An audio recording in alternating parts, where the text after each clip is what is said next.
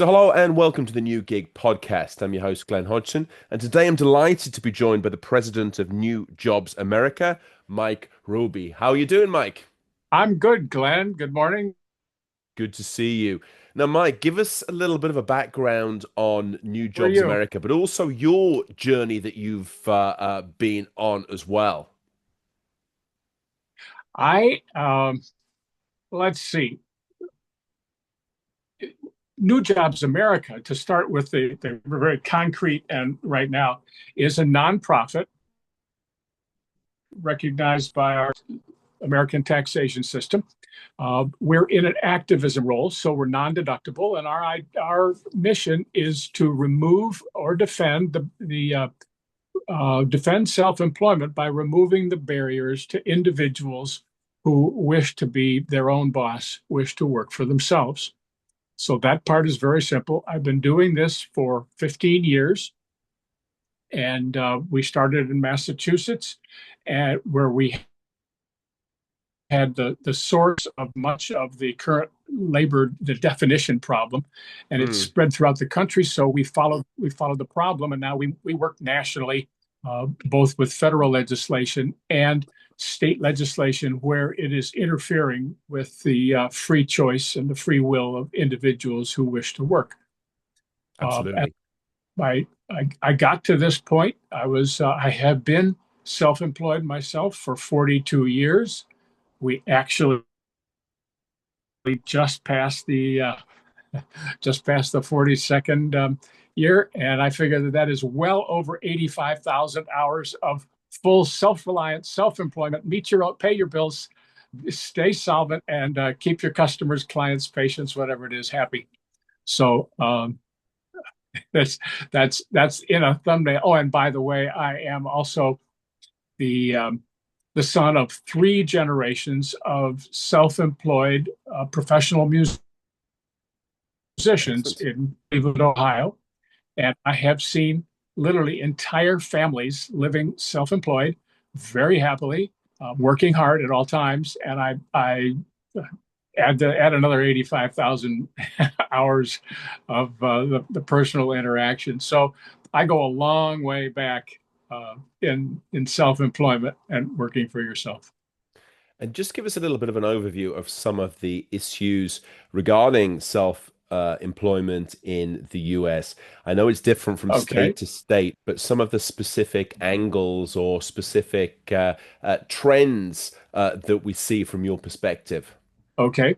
The A quick way to start that is to say that the federal law provides sort of a backdrop for state law, and state law changes have come much more recently. Our fundamental document that specifies something called independent contractor goes back 88 years, Glenn, to the what's called the Fair Labor Standards Act of 1938, and it's anything but fair. And but we have to live with it, and we modify it when we can. And we think some opportunities to do that are coming up. The Officially, self-employment is equal in the government's eyes, the federal government's eyes, to employment. And in the Employment Act of 1946, which was a mere 80 years ago, uh, that that policy was established and it's never changed. In practice, however, we have rising resistance both at the federal level, sponsored by special interests, and again at the state level to greatly narrow the opportunity for someone to be their own boss, for someone to be an independent contractor. Nowhere in federal law does the individual's choice become a legal part of the discussion. And this is a it's one of those elephants in the room that everybody sort of politely walks around without ever giving it a thought. It's become so ingrained. Hmm.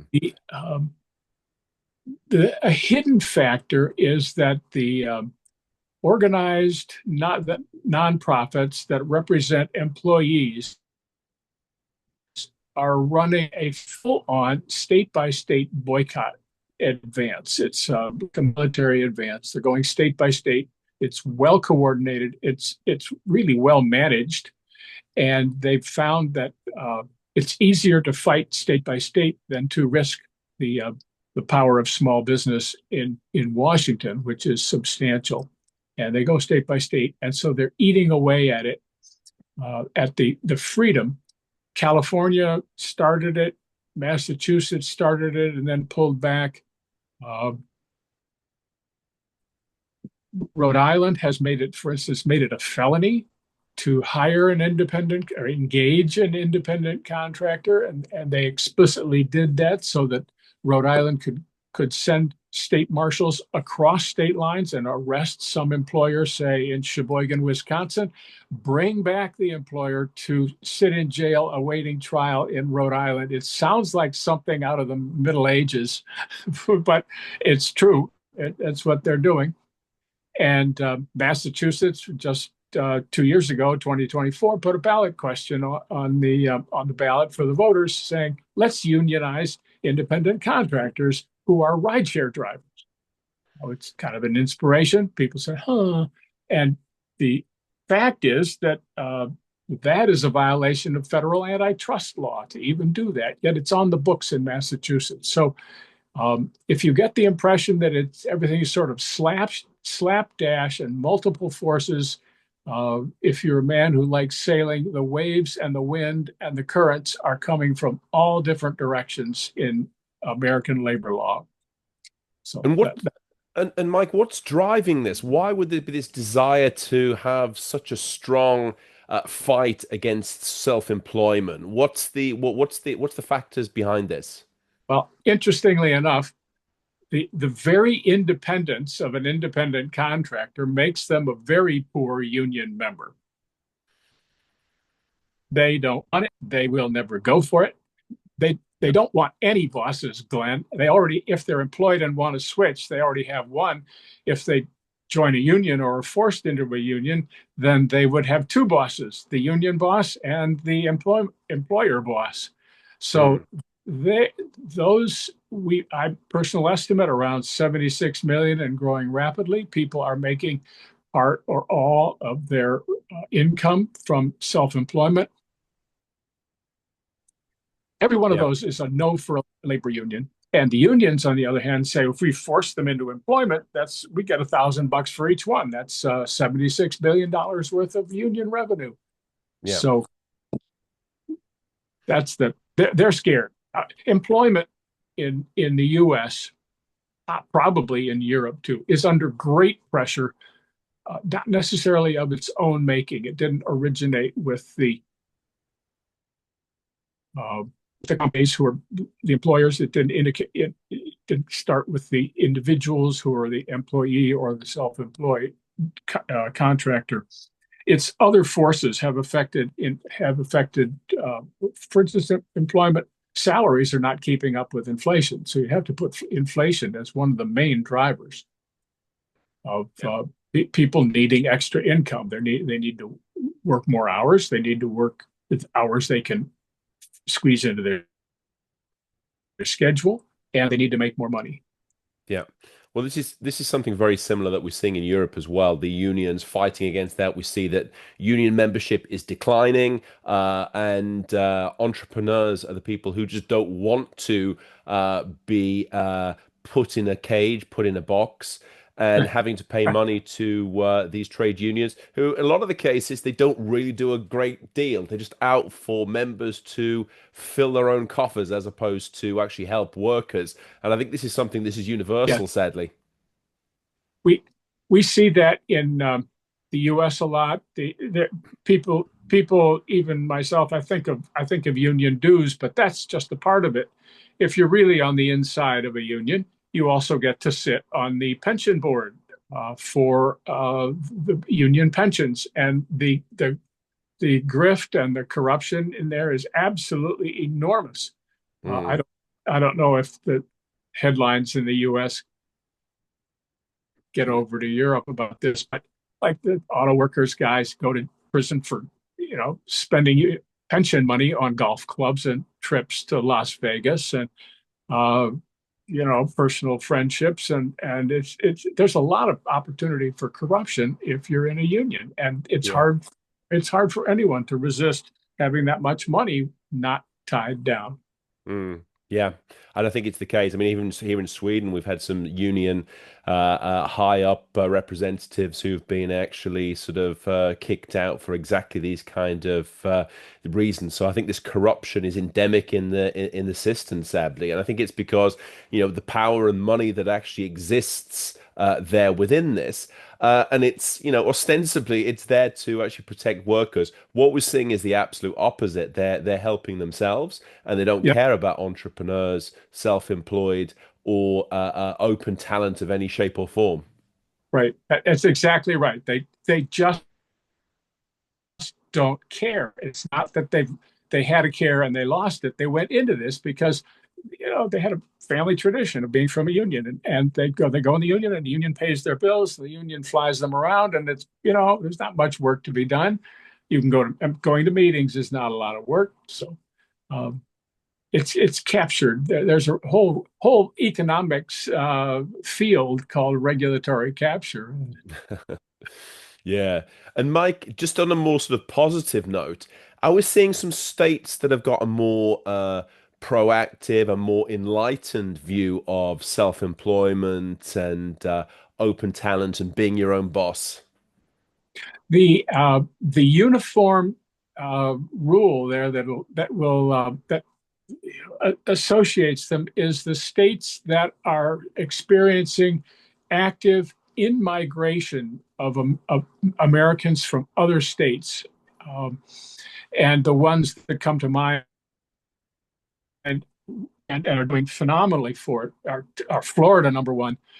Texas is number two.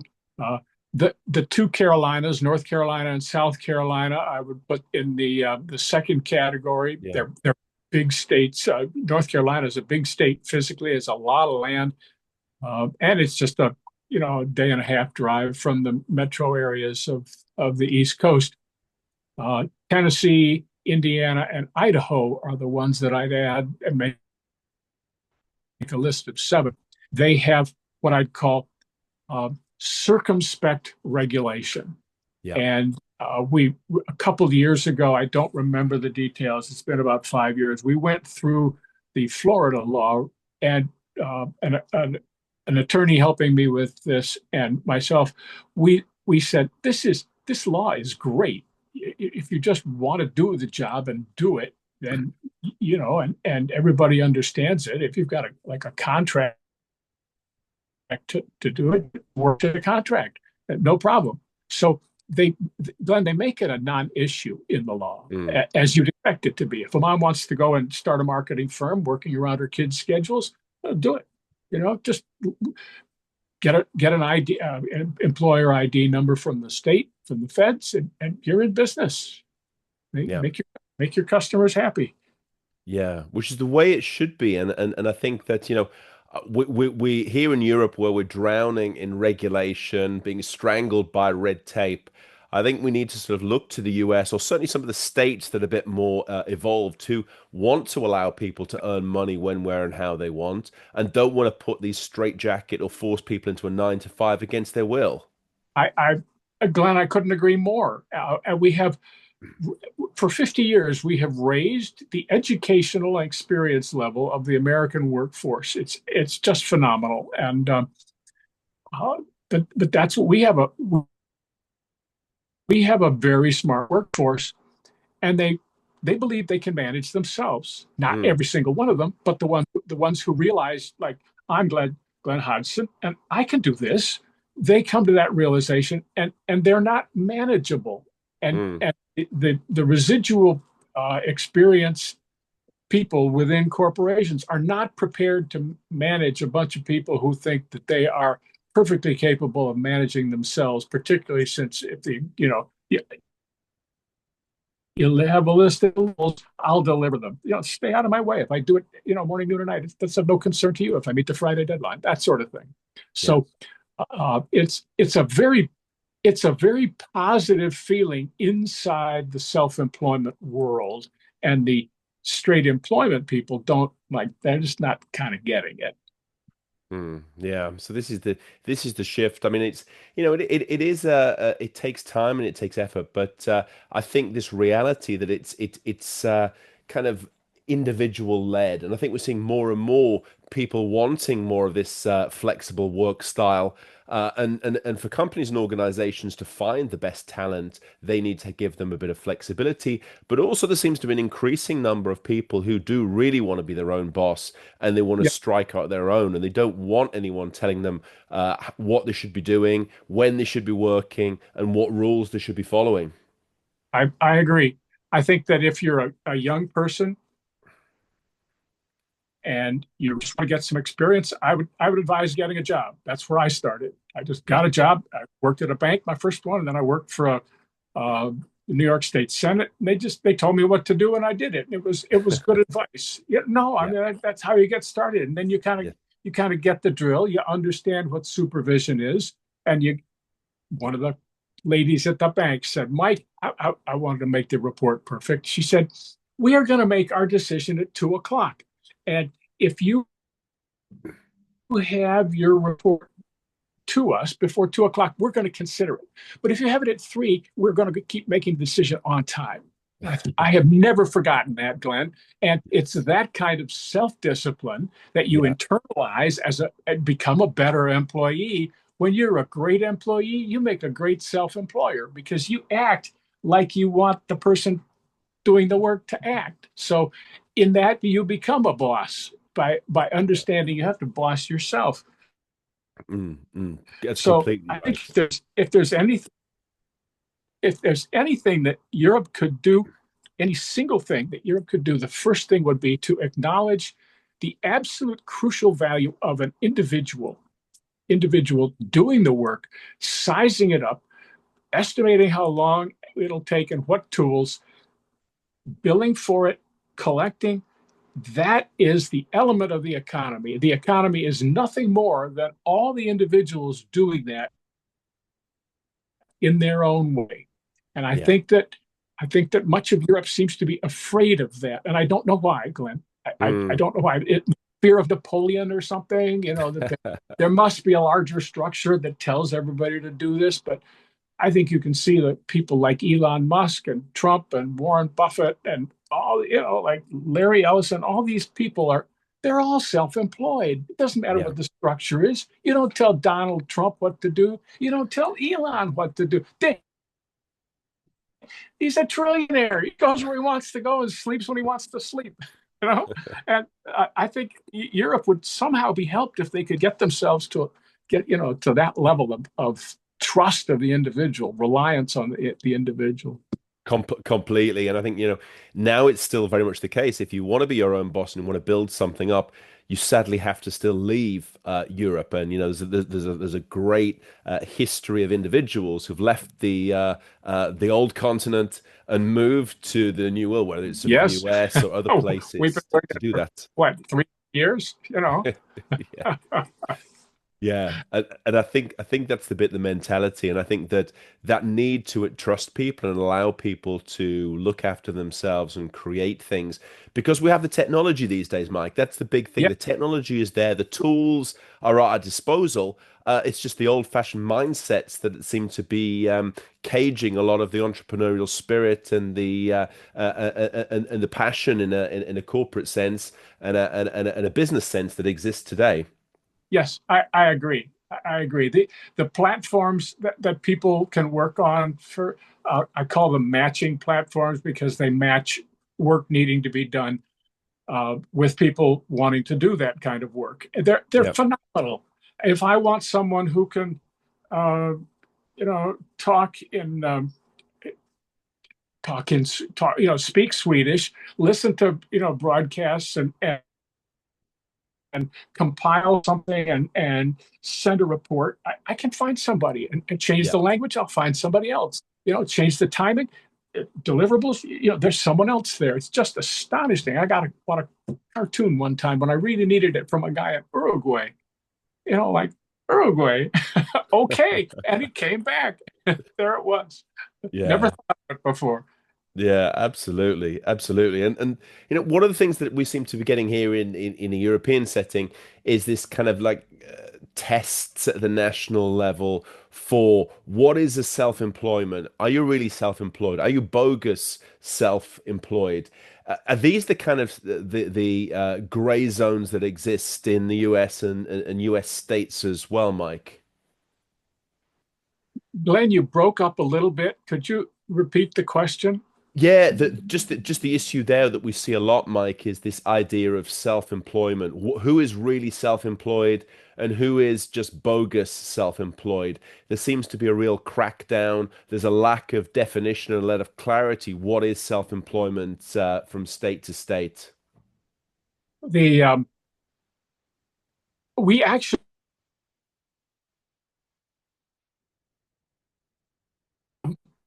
America has been for 88 years, and we believe that an individual who voluntarily accepts the responsibility to work some of the time or all of the time as an independent contractor should simply be enabled by legislation to elect that, to toggle that. The same way you get a trust number if you want to be a trustee. Mm, Some wealthy individual or an older individual wants you to be a trustee for their estate. You get a number, and then you can do it. And nobody you get it instantly. And so we're proposing a model where the individual is allowed to choose to work this way. If someone goes into the military, you're allowed to choose to accept those responsibilities. If someone mm, wants to drive, if you want to get married, you accept a new law, new stipulations in the law. You accept new responsibilities that you didn't have before. Nobody's forcing you to get married. Forget the cartoons, it's voluntary, and then you agree to live by that. And sure, talk to people, get advice before you do it. We ought to be able to do that for mm. independent contractors. And there ought to, the government just issues a number. And then we already require the individual to get a number so that they can work as an employee. And we call it a social security number. But anyway, that's what it is. Mm. We should issue a self-employment identification number. You get the US government that says, well, 2020 decided that he would work in, he would do some work as an independent contractor, and here's his 9-digit number. And I don't want to work. I got a straight job. I give him my social security number. If I want to do it as a contractor, I say I'm working as a contractor. Here's this number. It's very simple. We've walked around that for 88 years. So, but that's the solution.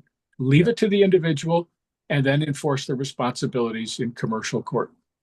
Yeah, that sounds like a very sensible way of allowing people to have flexibility and to decide a little bit what they want to do without being chained to something that is maybe an old-fashioned view of the labor market, which we still see as a bit of a legacy, which colors, but in some cases actually poisons the reality and limits opportunities for individuals. I fully agree. I fully agree. The interesting thing, Glenn, is that there have been two major developments very recently that have pushed an enormous number of people, have pushed and are pushing. And the first one has been the podcaster uh, movement, the opportunity, as you are doing with your podcast, and there are a million podcasters in America, and you no boss would could possibly supervise what you do, Mm, and the market, the public is willing to pay people, advertisers are willing to sponsor, and it's a perfectly legitimate. You don't have any boss. You do what you want, what you think the market wants you to do. So that's one that's thrown a million people, moves them into this affinity group called self-employment. The The other one is the coming of artificial intelligence in general uh, is stimulating enormous layoffs in whole industries like banking and insurance and real estate and things like that. And everyone says, oh, it's the end of the world. They'll never find new employment. Self-employment is open 24 hours a day, 7 days a week. You Yes. just have to have an idea of what you'd like to do and then offer it. Yeah. And I think that those two things are going to put us over the halfway mark of the US economy. People Yeah. who we have 171,000, 171 million people. I think we're going to be there sometime during perhaps 2027. So it's coming very close. And then a lot of things are going to change, Glenn. Mm. The sheer force, the sheer force. You're not going to the people are going to need work done.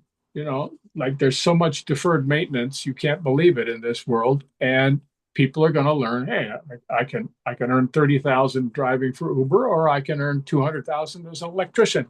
Right. Yeah. Yeah. Like people learn quickly. And I think necessity is always the mother of invention as well, Mike, with these kind of things. Absolutely, Glenn. Absolutely. I think seeing the opportunities is absolutely crucial. But it's fantastic to speak to you, Mike. You've got such great insights and some lessons to be learned, and also some holes in the role to avoid as well. Oh my goodness, yes. We don't Well, need to go into those. We'll just put part of our tire in them. Yes, yeah, I appreciate the chance to be with you today, Glenn. it's always a pleasure, Mike. Excellent. Well, thank you for your time and speak to you again soon. Okay, thank you. Have a good week.